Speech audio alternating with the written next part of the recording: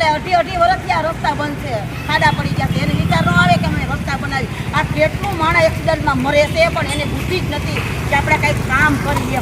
ખરાબ બસ એને તો બંગલા રહી ગયા ને, બંગલા ઉતારી જાય. માણસ ક્યાં જાય છે કોને ખબર છે, કેટલું માણસ મરે છે. સાવ શરમ વગરના થઈ ગયા તમે. હવે તમે ધ્યાન દો તંત્ર, તમે તમારું તંત્ર જગાડો. વિસાવદર વાળી થાય ને, વિસાવદરમાં આવીને વિસાવદર વાળી થાય.